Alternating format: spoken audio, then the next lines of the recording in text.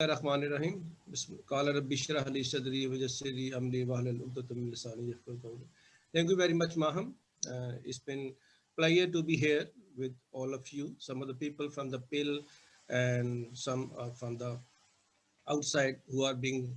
Some of them are with us in the Colombo Pen as well. So it's been great opportunity to talk about some. It's very important area that is MI, and this is the fundamentals and the introductory workshop. Inshallah Ta'ala, we will continue this in the future detailed workshop about this very important topic.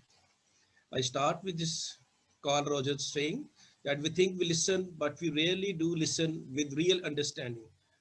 True empathy, yet listening of this very special kind is one of the most patent forces for change that I know Carl Rogers. That's very important part. He's talk about empathy, he's talk about listening. So this is very important part from where we start. Next.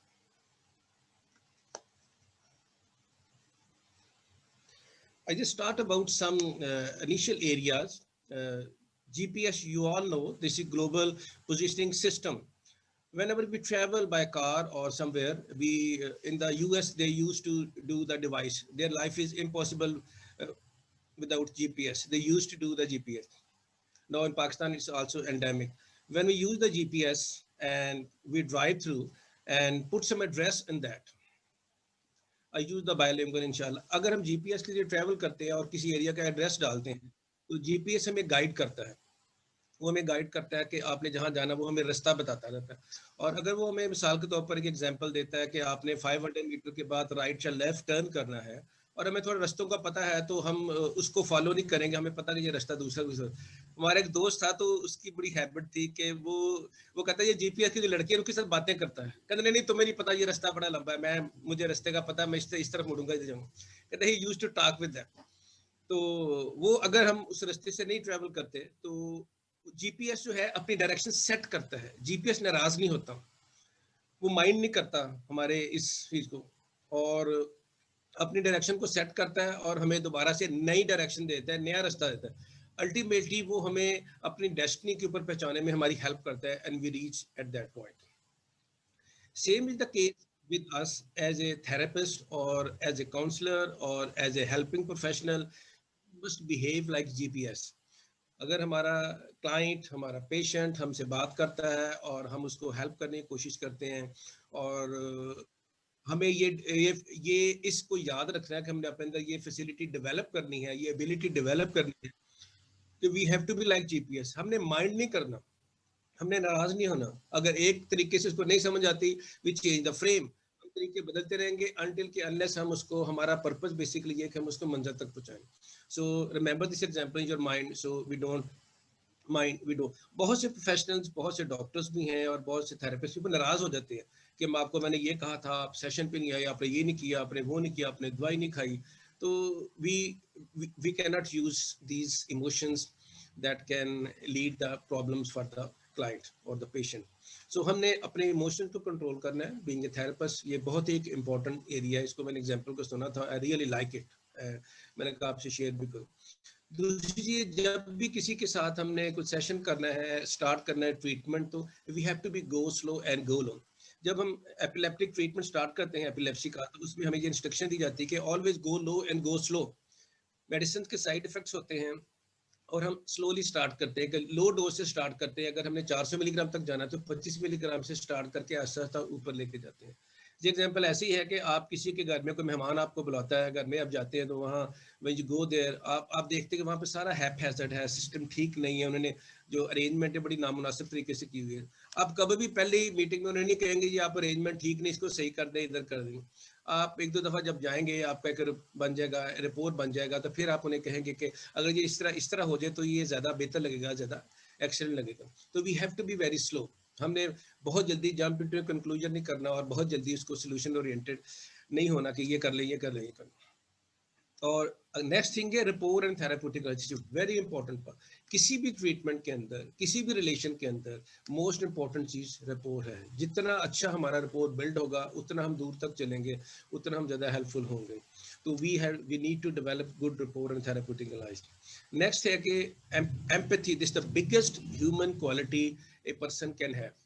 I think this is the biggest human quality. अगर किसी इंसान के अंदर empathy नहीं है तो वो ही is not qualified to become a human being. Empathy is so important to become a human being. तो it has to be learn, it's a learn behaviour है, ये सीखा जा सकता है। तो empathetic understanding is one of the biggest quality we professional can have. ये बहुत सी चीज़ें हमें पता ही होती हैं, लेकिन बार बार करने से, रेपिटेशन से हमारी प्रोग्रामिंग हो जाती है, एंड प्रोग्रामिंग इज द की। उसके बाद believe in yourself and almighty Allah. अब जब हम खलूस नीयत से, ऑनेस्टी के साथ किसी काम के ऊपर मेहनत करते हैं तो रिजल्ट हमेशा आता है। We need to work on that, और हमें अपने ऊपर बिलीव रखना है। We have to be full confidence in ourself and almighty Allah के। अल्लाह ताला ज़रूर उसके लिए करेगा जो हम एफर्ट्स करते हैं, और अल्लाह से दुआ भी करते हैं तो ज़रूर उसका फ़ायदा होता है। और इसके नेक्स्ट यही है कि अपनी मेहनत करने के बाद बी पेशेंट एंड परसिस्टेंट। हमारा काम सिर्फ एफर्ट्स करना है, result are never be in our hand. हम कभी भी रिजल्ट हमारे कंट्रोल में नहीं होते, हम नहीं कर, हमारा काम एफर्ट करना है, leave the rest to Allah. So be patient and persistent.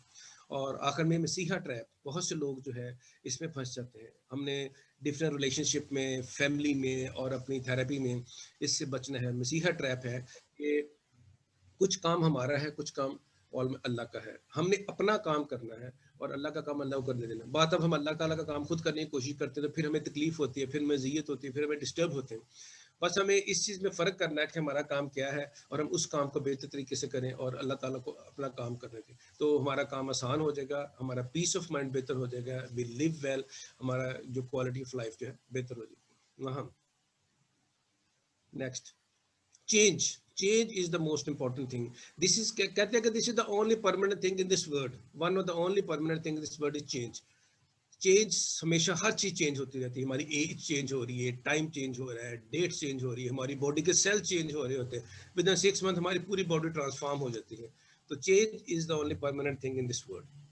अगर किसी बंदे को डायबिटीज हो जाती है और उसको अपने आप को चेंज करना है, किसी का स्मोकिंग का इशू है उसने अपने आप को चेंज करना है, किसी को मास्टरबेशन का इशू है, ओसीडी का इशू है, अनकंट्रोल्ड एंगर है, सब्सटेंस यूज डिसऑर्डर है, अल्कोहल प्रॉब्लम है, ईटिंग हैबिट्स है, उसके अलावा मिजोफोनिया है, कार्डिक डिजीज है। दीज आर ऑल थिंग्स जो हमें बता रही होती है कि वी नीड सम चेंज, हमें अपने आप को चेंज करना है। अगर हमारे इमोशनल आउटबर्स्ट हो रहे हैं, हमें अपने आप को चेंज करना है।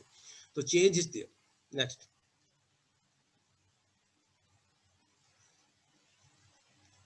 No you would think that having had a heart attack would be enough. अगर हमें हार्ट अटैक हो जाता है, डॉक्टर हमें एडवाइस करता है कि आप स्मोकिंग छोड़ दें, एक्सरसाइज स्टार्ट करें, बात अब हम फिर भी वो छोड़ने, कुछ लोग फिर भी छोड़ने के लिए तैयार नहीं होते, कुछ लोग छोड़ देते हैं। That hangover, damage relationships, they are enough that convince people that you have to change, you have to quit drinking and drugging. That being diagnose with the diabetes, जैसे अभी हमने बात की है कि हमें डाइट और मेडिकेशन पे आना है। That time spent in the jail और द प्रिजन, बहुत से लोग जेल में जाके चेंज होते हैं, कुछ लोग जेल में भी जाके दुनिया जहाँ की सख्तियों के बावजूद they never got change. So change is very important. Next,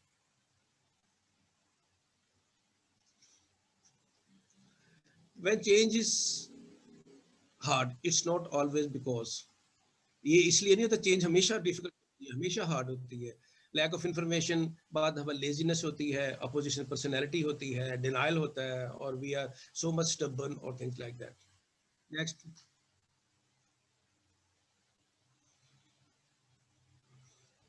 if you agree, this is a million dollar question, that why people don't just change. लोग क्यों नहीं चेंज होते, क्या उसमें रीजंस हैं, क्या कुछ है।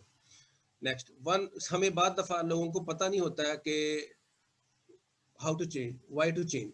सो often it's not easy to change, आसान नहीं है बदलना, चेंज अपने आप को चेंज करना। दूसरों को चेंज करने के लिए बहुत ज़्यादा होते हैं, हम अपने आप को चेंज करने के लिए तैयार नहीं होते। हमें बाद का चेंज करने की जरूरत भी होती है। But need to, why people don't change, we talk about this. जी, next, change is not quick or easy. What kind of changes we are talking about? People face many decisions that require change at every stage of the life. For example, addiction है, अभी हमने drugs की है, housing है, career है, marriage है, marriage के मामले में बहुत ज़्यादा इश्यूज होते हैं, रिलेशनशिप के इश्यूज होते हैं, जहाँ हमें चेंज की ज़रूरत है, हमें अपनी स्ट्रेटजी बाद दफ़ा चेंज करनी पड़ती है, समटाइम बाद दफ़ा हमें किसी इमोशन को चेंज करने की ज़रूरत है, जस्ट बाद दफ़ा में just we need to forgive, बाद दफ़ा रिजेंटमेंट हमारे लिए प्रॉब्लम होता है, उसको छोड़ने की ज़रूरत है, but we are not ready to do it. Next.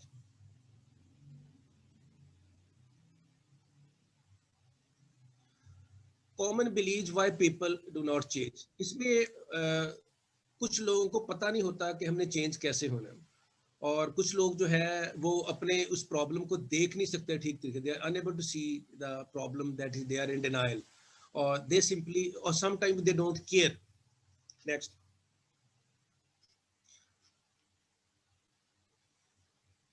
Some time अगर मिसाल के तौर पर हमें पता है कि हमें डायबिटीज़ है, और हमें उसका नॉलेज भी मिल जाता है कि हमें डायबिटीज़ है, इसके ये नुकसानात है, ये साइड इफेक्ट है, और हम डॉक्टर को चेक भी करवा लेते हैं, वो हमें बता भी देता है कि इंसुलिन लगानी है, ये करना है, वो हम सब कुछ करने के लिए तैयार होते हैं।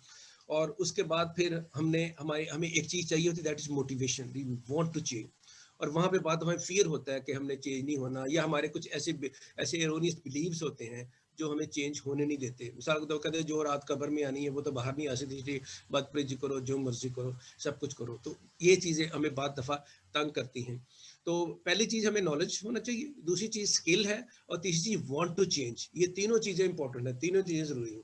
सम टाइम लोगों को सब कुछ होने के बावजूद they are unable to change, उन्हें पता उनकी उनकी बीमारी डायबिटीज़ है, हाइपरटेंशन है, या जो भी है, उनको डेवस्टेट कर रही है। उनके पास नॉलेज भी होता है उनकी प्रॉब्लम, उनको स्किल भी उनके पास आ जाती है, डॉक्टर से सीख भी लेते हैं, सब कुछ कर लेते हैं, लेकिन they are not ready to change. आज हम इसी के ऊपर बात करेंगे कि how people got change, that is a change our behaviour. असल इशू हमारे बिहेवियर का है, तो आज का हमारा टॉपिक बिहेवियर के ऊपर है कि how our behaviour can change. Next. I guess you would agree that effective intervention in the clients with a variety of dysfunction is impossible without change in the client's behavior. जब तक उस वक्त तक कोई भी हमारी जो इंटरवेंशन है इफेक्टिव नहीं हो सकती, जब तक हम उसको रियलाइज ना करवाएं और क्लाइंट या मरीज अपना बिहेवियर ना चेंज करें। So we need to work on patients या clients behaviour in order to change it. Next.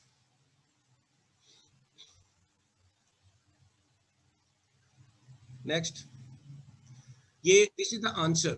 375,000 copies have been sold on this, that is motivational interviewing। ये किताब है जो कि थर्ड एडिशन इसका आजकल चल रहा है, that helping people to change। William R Miller and Stephen Rollnick, ये दो लोग हैं जिन्होंने ये किताब उन्होंने की है 1991 में, और it's worth change the people's life. अभी हम थोड़ा सा बात करते हैं कि ये दोनों क्या हैं। नेक्स्ट। विलियम रोलनिक, विलियम मिलर, ये साइकोलॉजिस्ट है और साइकेट्रिस्ट है, और ये पीएचडी है, और ये हेड ऑफ द डिपार्टमेंट रहा है, एंड प्रोफेसर ऑफ एमरेटस है। He is professor of emeritus in the new Mexico university. He is a great person, और इसका बहुत ज़्यादा काम है इसके ऊपर, और इसने ये बुक लिखी, और इसके साथ मिल के स्टीफन रोलनिक के साथ मिल के इसने लाइफ चेंज जो बिहेवियर है इसके ऊपर बहुत काम किया होगा, और इसकी उनकी ज़िंदगी को चेंज करने में बहुत अहम रोल प्ले किया है। थोड़ा सा इसके बारे में बताना चाहता हूँ कि ये क्या है।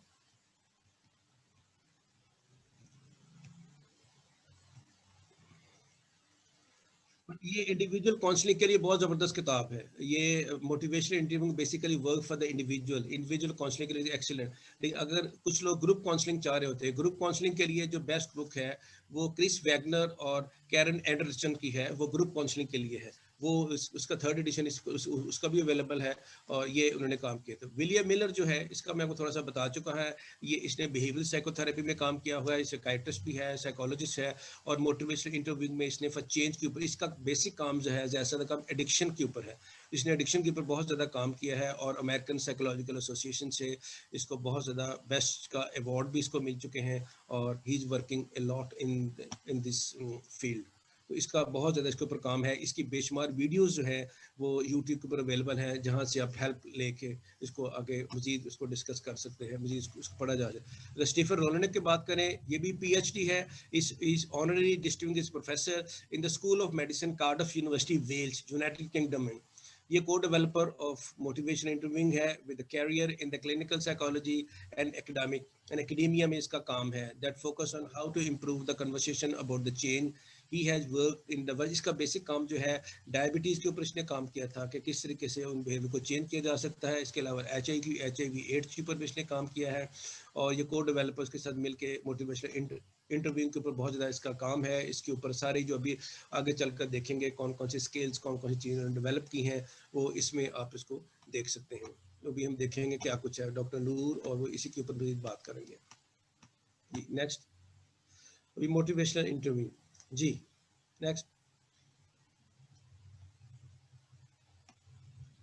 डेफिनेशन क्या है motivation? Motivation interviewing is a person centred counselling, is a counselling style है, याद रखें, ये कोई थेरेपी नहीं है, इसे counselling style, counselling style for the addressing the common problem of एम्बिवलेंस about the change. Change के लिए जो मोटिवेशन है वो उसको डेवलप करना, क्लाइंट की इंटरनल मोटिवेशन को यूज करते हैं और उसके एम्बिवलेंस है उसके ऊपर काम करके उसके ऊपर वर्क करते हैं। Next, what is motivational interview? Motivational interviewing is a collaborative process है, क्लाइंट के साथ मिलके, इसे not one sided process, is a collaborative process, person centred, that's client centred, directive communication style है, अगेन एंड अगेन ये communicative style है, it's not a therapy, to address the common problems of ambivalence and elicit the strengthen internal motivation for change. जो client की internal motivation है हम उसके ऊपर काम करके कुछ चेंज को डेवलप करने की कोशिश करते हैं कि how we can develop a change. Next,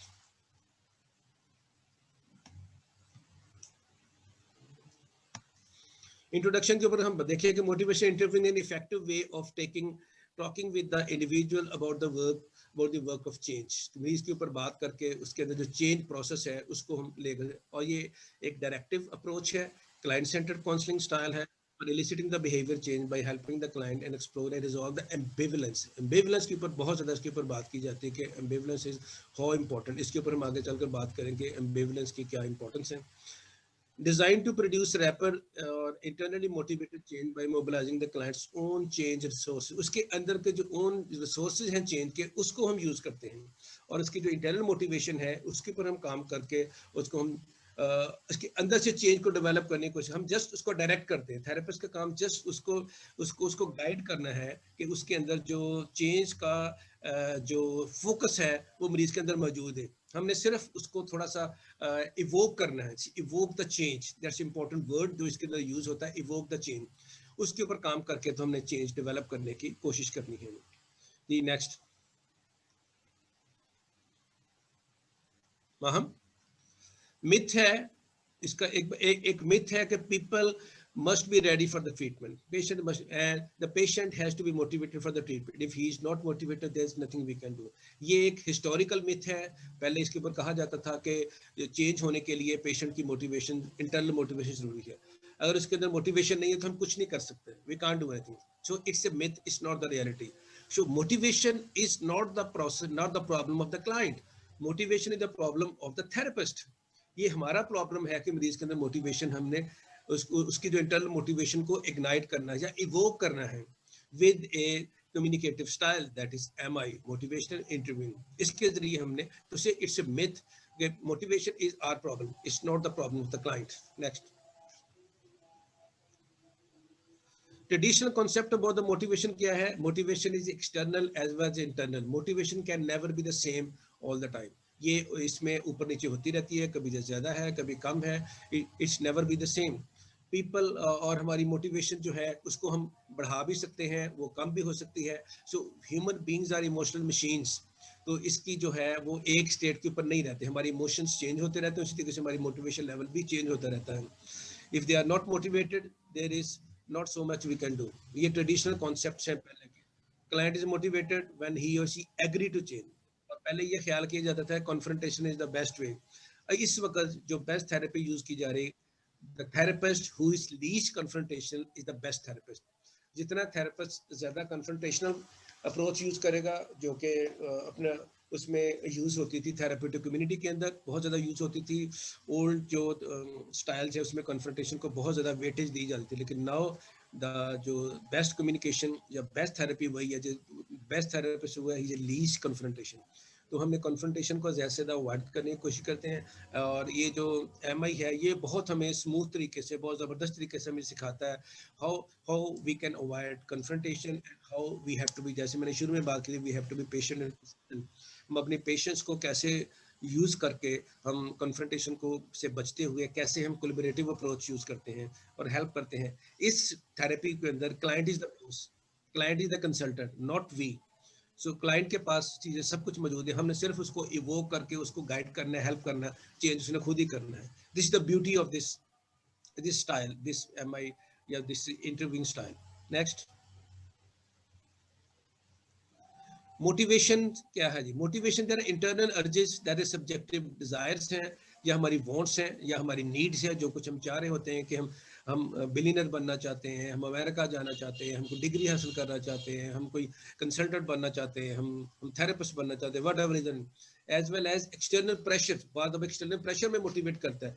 बाद लोग जो है हमारा जो कल्चरल स्टाइल है वो रिएक्शन दी पीपल है। हमें जब बहुत से सख्ती होती है तो फटाफट मोटिवेट हो जाते हैं। बाहर से जब सख्ती की जाती है हम मोटिवेट होना शुरू हो जाते हैं। जैसे सैंक्शंस हैं, एंटाइसमेंट्स हैं इन द फैमिली है, एम्प्लॉयमेंट सेटिंग्स हैं, क्रिमिनल जस्टिस सिस्टम है। जब हमें चलान होता है या हमारे पर सख्ती की जाती है तो फिर हम फटाफट मोटिवेट हो जाते हैं, वरना हम रिलैक्स रहते हैं। अब हम ऑफिस जा रहे होते हैं तो हम आज से लेट होंगे, आज से छुट्टियां कर, अगर हम सख्ती की जाती है तो फटाफट मोटिवेट होते हैं, टाइम पे जाना शुरू कर देते हैं। तो ये एक्सटर्नल प्रेशर समटाइम हेल्प करते हैं कि ये नाइडा की स्टेटमेंट है, influence the client's motivation, sensitivity to the client's culture enhances the motivation because it acknowledges and validates the people। जैसे सैमसा ने ये कहा है, one's emotional life, that's very important, as affected by the social interaction both real and perceived, is a strong determinant in the motivation। Franklin 2006। Importantly, motivation can be modified and influenced by the clinician style। That's very important statement that is done by the Miller and Rolnick, that motivation, it can be modified and influenced by the style, how our style is with the client। हम अगर उसके साथ soft तरीके से चल रहे हैं और उसे हम हर वक्त उसको हम मोटिवेट करते हैं, उसको बताते हैं कि यू कैन चेंज यू, हम उसको एफर्मेशन यूज करते हैं। आगे चलकर आपको बताएंगे एफर्मेशन का क्या इंपॉर्टेंट है, इसकी जो स्किल्स क्या क्या है, इसके अंदर स्टाइल्स क्या क्या है, वो सारी चीज़ आपको बताएंगे कैसे हम क्लाइंट को हेल्प कर सकते हैं। क्लिनिशियन का रोल कितना इंपॉर्टेंट है।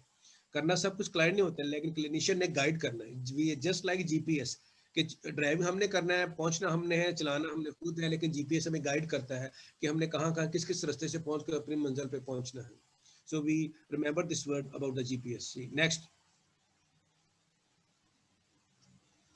साइंस क्या कहते हैं इसमें? What science tells us, working with the patient's motivation is one of the key clinical skill of the therapist. Motivation is our problem not the patient, जैसे मैंने पहले कहा था। सो जो क्लाइंट की मोटिवेशन के ऊपर काम करना जो है ये थेरेपिस्ट का इशू है, हमने उसके ऊपर मेहनत करनी है। क्लाइंट का काम हम तक पहुंचना है, बाकी काम हमारा है कि उसकी मोटिवेशन को मेंटेन करना, थेरेप्यूटिकल आज को डेवलप करना, रेपो बिल्डिंग करना और उसको आगे लेकर चलना। This is our issue. The earlier we involve in the client in any type of the treatment, the better chances we give the client to succeed। जितनी अर्ली स्टेजेस के अंदर पेशेंट ट्रीटमेंट में आएगा, ऐसे हर डिजीज में ऐसे ही है, diabetes का मरीज अर्ली आ जाए, कार्डिक पेशेंट अर्ली आ जाए, कैंसर का मरीज फर्स्ट सेकंड स्टेज के ऊपर आ जाए, उतनी जल्दी हम उसके ऊपर काम करके तो उसके अंदर बेहतरी के चांसेस उतने ज़्यादा हो जाते हैं। तो अर्लियर इज द बेस्ट, जितनी जल्दी हम स्टार्ट करेंगे उतने बेहतर होने के चांसेस ज़्यादा हो जाते हैं। नेक्स्ट, मोटिवेशनल आउटकम्स क्या हैं? आउटकम्स अपीयर्स ड्यूरेबल, इसके अंदर अप टू 1 ईयर्स तक इसके जो पोस्ट ट्रीटमेंट जो रिजल्ट्स हैं वो रहते हैं once you start working. Has proven effective in the variety of formats, work for the clients regardless of the problem severity. कोई भी प्रॉब्लम हो उसमें 1 ईयर तक इसके प्रॉब्लम ड्यूरेबल होते हैं। दैट इज आप इंटरनल मोटिवेशन को जब काम करते हैं, क्लाइंट सेंटर्ड है, कोलैबोरेटिव अप्रोच है, और उसके अंदर जो चेंजेस आती हैं वो आस्ते आस्ते हैबिट्स बननी शुरू हो जाती हैं। अगर इसके ऊपर बाद में भी काम होता रहे, रेगुलर बेसिस के ऊपर डिस्कशन होती रहे, तो ये आगे इसके हम ड्यूरेशन को बढ़ा सकते हैं। So it's very important। So it's equally learned by the practitioner of the diverse profession। कोई भी बंदा इसको सीख सकता है, किसी भी प्रोफेशन में है, कुछ भी हो। इस ऑप्टिमल बाय इंटरैक्टिव वर्कशॉप्स, जैसे अभी हम तो वेबिनार कर रहे हैं, इसके बाद हम वर्कशॉप करेंगे जहां हम आपको स्किल बिल्डिंग करेंगे, स्किल्स सिखाएंगे, आस्ते आस्ते कब सिखाएंगे कि स्किल्स को कैसे डेवलप करना। कोई इसे लॉन्ग प्रोसेस, स्किल को डेवलप करना एक लॉन्ग प्रोसेस है। जैसे हम ड्राइविंग सीख रहे हैं, जैसे हमको पियानो सीखना चाह रहे हैं, हम किसी को गाइड करेंगे कि आपने इस तरीके से करना है, वो हमें हम उसको गाइड करेंगे, इंटरेक्ट करेंगे, वो हमें आके अपना फीडबैक देगा, मैंने ये की, फिर जो गलती करेगा हम दोबारा सिखाएंगे, वो दोबारा फिर करेगा, गलतियां कम होती चलेंगी, उसकी स्किल बढ़ती चली जाएगी।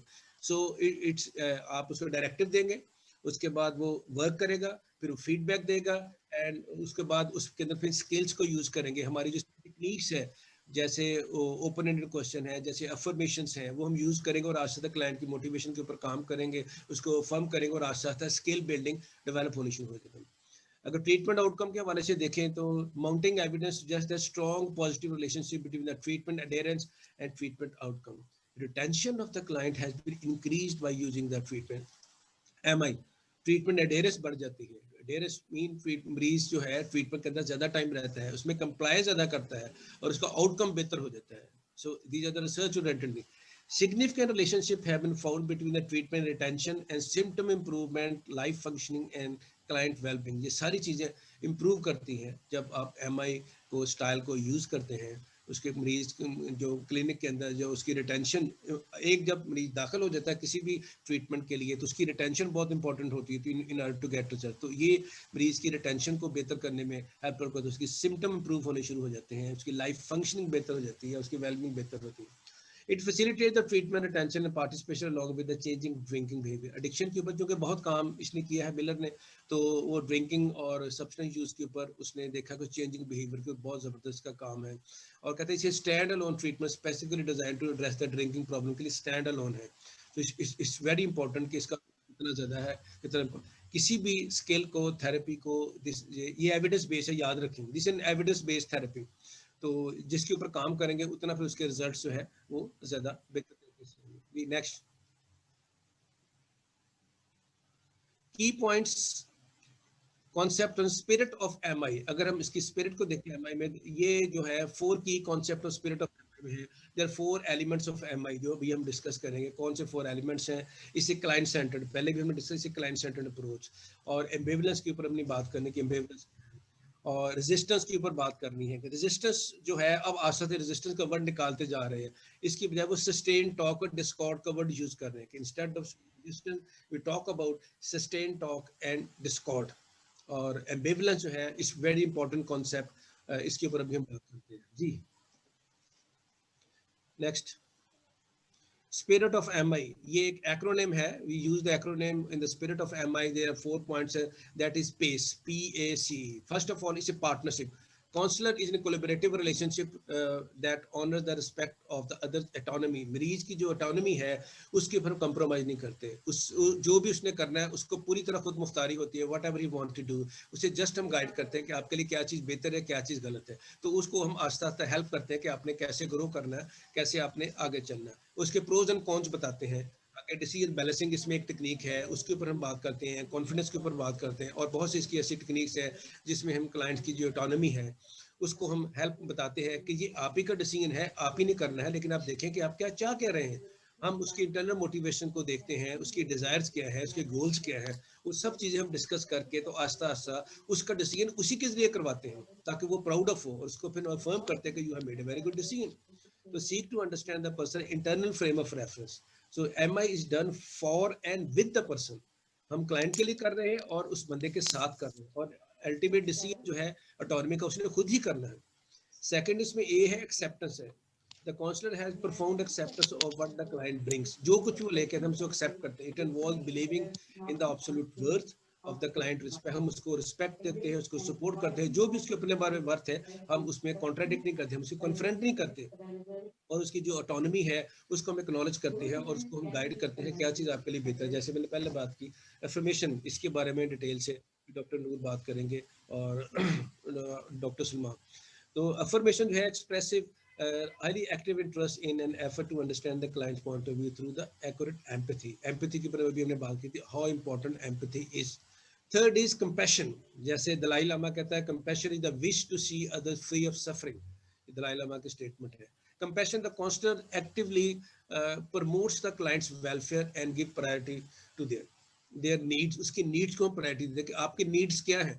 क्लाइंट को बात खुद पता नहीं होता मेरी नीड्स क्या है, तो जस्ट वो डिनाइल में है या उसकी क्या स्टेट है। अभी हम स्टेजेस ऑफ चेंज में आगे जाकर डॉक्टर सलमान आपको बताएंगे मरीज किस स्टेज के ऊपर है, कैसे हमने different change stages of change जो प्रोसेस का model of stages of change है डायक्लेमेंटे का, उसमें से कैसे हम उसको स्टेजेस में से गो थ्रू करके मोटिवेशन इंटरव्यूइंग के जरिए कैसे उसके हमें चेंज लाने में, बिहेवियर चेंज में हमने उसकी हेल्प करती हूँ।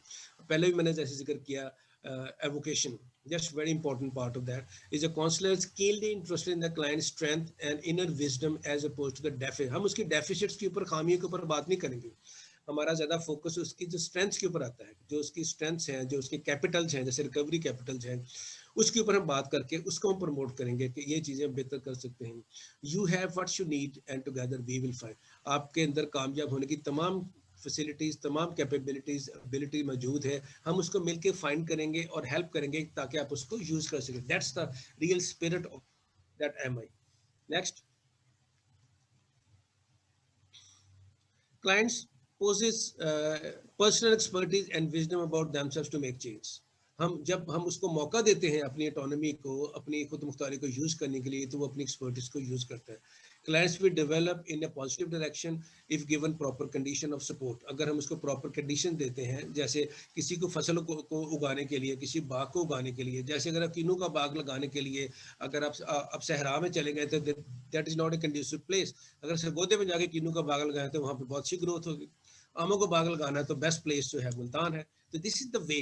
लेकिन हर क्लाइंट के अंदर ये चीज़ें मौजूद है, हम उसको कंडीशन को सपोर्ट करेंगे जहां हम उसको बेहतरीन उसकी हेल्प कर सके और उसकी जो पॉजिटिव डायरेक्शन दे सके। So again client is the expert, जैसे मैंने पहले कहा, not the counsellor. Therapist is not the expert. The counsellor approver और डिसअप्रूवर इररेलेवेंट। इसलिए हमने कोशिश ये करनी है कि हमने उसी के जरिए हेल्प करनी है, क्योंकि हमारा इससे डायरेक्टिव अप्रोच क्लाइंट सेंटर्ड है, कोलैबोरेटिव है। जैसे इंपॉर्टेंट पॉइंट्स है, इसको आप याद रखें। नेक्स्ट, 4 फंडामेंटल प्रोसेसेस इसमें, बिकॉज हम ये फंडामेंटल्स के ऊपर बात कर रहे हैं, इसके 4 प्रोसेसेस हैं। Planning, building the commitments to change and plan of action. हम उसकी जो क्लाइंट की कमिटमेंट्स जो है उसके अंदर हमने उसको इन करने की कोशिश करनी है, और उसका जो प्लान ऑफ एक्शन है उसके ऊपर कोशिश करने की एक्ट अपॉन करें। evoking or eliciting the client's own motivation for change, that is the heart of MI. That's very important कि असल जो इसका है कि वो क्लाइंट की जो इंटरनल मोटिवेशन है, हमने उसको इवोक करना है, उसको इलिसिट करना है, उसको इग्नाइट करना है, उसको जगाना है, जो उसके अंदर उसकी अपनी मोटिवेशन है, कि उस मोटिवेशन के जरिए हमने उसको चेंज करना है। चाहे मोटिवेशन शुरू में एक्सटर्नली हो, हमेशा पहले एक्सटर्नल मोटिवेशन होती है, Aahista Aahista with the passage of time internal motivation. जैसे एक गाड़ी स्टार्ट नहीं हो रही तो हम उसको धक्का लगाते रहते अनटिल के उसके अंदर की जो इंजन इग्नाइट कर जाता है और गाड़ी चलना शुरू होती है। Same is the case with the human being. हमने एक्सटर्नल मोटिवेशन दे दिया, इंटरनल मोटिवेशन को इग्नाइट करना है। So focusing on the development of specific direction in the conversation about change. And last, engagement. Engagement बहुत इंपॉर्टेंट पार्ट है इसका, कि हमने एंगेज करना है। एक वो एंगेजमेंट रिंग होती है, ये वो नहीं है। दिस इज एंगेजमेंट, कि क्लाइंट को हमने एंगेज करना है प्रोसेस के अंदर। Is the process of establishing the helpful connection and working relationship हमने डेवलप करके उसको हेल्प करनी है। जी नेक्स्ट,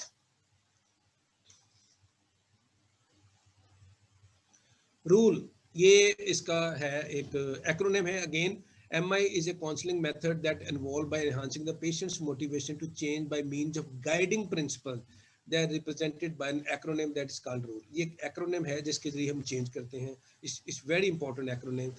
पहली चीज जिसमें हम बहुत जल्दी फंस जाते हैं, वो हम फौरी तौर पर ठीक करने की कोशिश करते हैं क्लाइंट की, ये आदत गलत है, ये बिहेवियर गलत है। हमने अपने रेजिस्ट करना है अपनी राइटिंग रिफ्लेक्स को, कि हम राइट है, हम ठीक कह रहे हैं, कुछ भी हो रहा है, we have to wait, we have to be patient and be persistent, we have to resist the writing reflex. Resistance is the natural reaction to persuasion facilitate the client's arguments for change. ये बहुत important है, इसलिए हमें इसका बहुत ख्याल करना है कि फौरी तौर पर हमें, जैसे मैंने शुरू में पहला ही लफ्ज़ कहता है, गो लो गो स्लो, उन्हें बहुत स्लोली चलना है और उनको नोट करना है, देखना है, और आगे जाके इसकी जो स्किल्स हैं उसमें रिफ्लेक्शन को यूज़ करना है। आगे जाकर देखिए रिफ्लेक्शन कितनी इंपॉर्टेंट स्किल है जो कि इसमें डेवलप की जाती है, इसके ऊपर बात करेंगे डॉक्टर नूर। तो how we develop the reflection, और कितनी टाइप की रिफ्लेक्शन है। उसके बाद जो है वो है understanding your clients motivation, illicit the clients value goals concern. उसमें हम अंडरस्टैंड करेंगे, इस वक्त दुनिया में जैसे पहले हर चीज़ की मैनेजमेंट चल रही थी, एंगर मैनेजमेंट है, टाइम मैनेजमेंट, अब कहते हैं understanding the time management, understanding your anger, उसको अंडरस्टैंड करें। जब तक हम अंडरस्टैंड नहीं करेंगे हम इसके ऊपर ज़्यादा काम नहीं कर सकते। सो नीड टू अंडरस्टैंड, उसकी मोटिवेशन को देखें, उसकी वैल्यूज क्या है, उसके गोल्स क्या है, फिर उसी के वैल्यू गोल्स को हम उसको रियलाइज करवाएंगे, ये आपके गोल्स हैं ये। So we have to be 100% focus, हमारी कंसंट्रेशन, हमारा फोकस पूरा होगा तो फिर हम क्लाइंट को बेहतर तरीके से गाइड कर सकें। नेक्स्ट है लिसन। लिसनिंग के ऊपर हमने पहले बात की, empathetic listening is the best skill a human being can have. We have to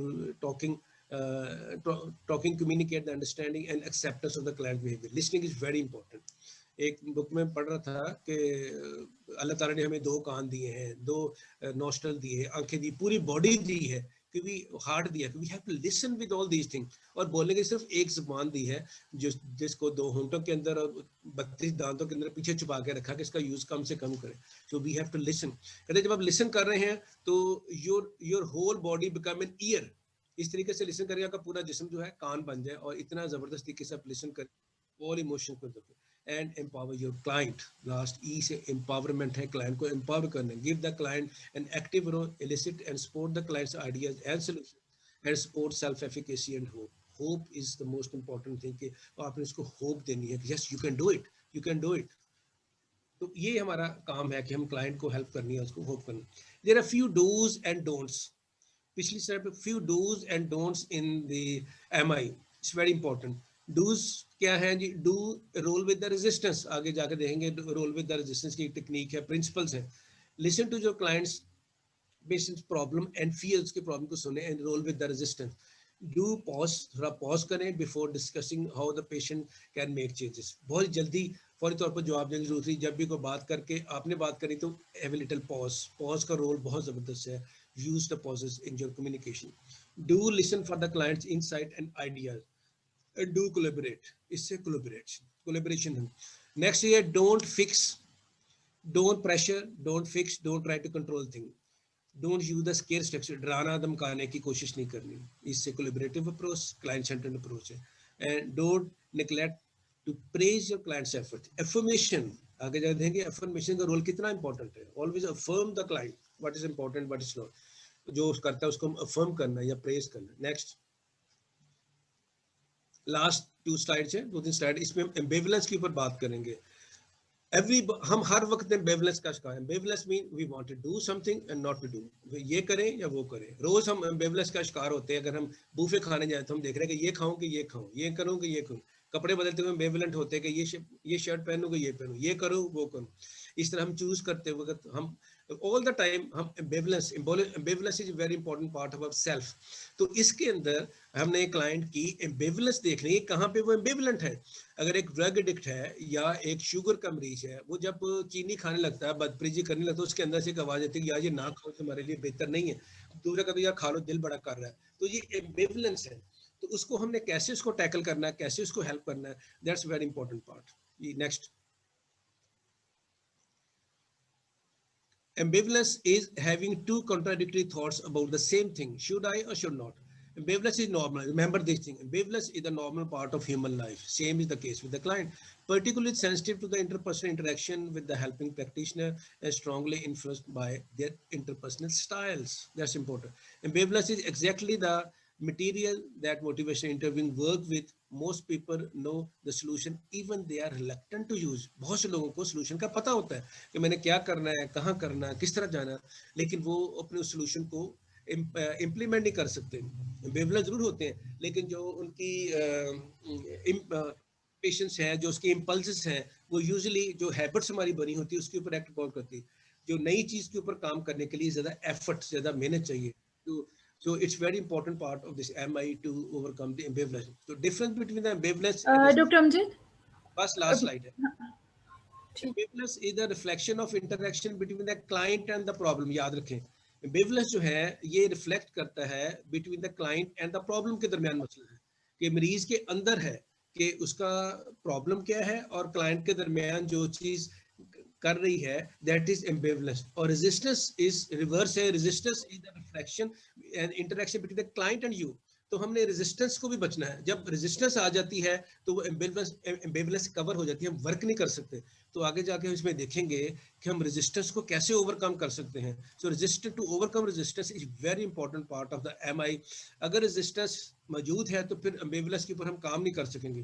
तो इसीलिए इसमें आता है एक टेक्निक है, जैसे आर रूल के अंदर आर देखो तो रोल विद द रेजिस्टेंस, कि रेजिस्टेंस कितनी टाइप की होती है, कैसे हमने निकलता है, डॉक्टर नूर इसके ऊपर बात करेंगे। और रेजिस्टेंस का रोल कितना इंपॉर्टेंट है और कैसे इससे निकल के हमने एम्बिवलेंस के ऊपर काम करके क्लाइंट को उसके डायरेक्शन की तरफ लेके जाना है।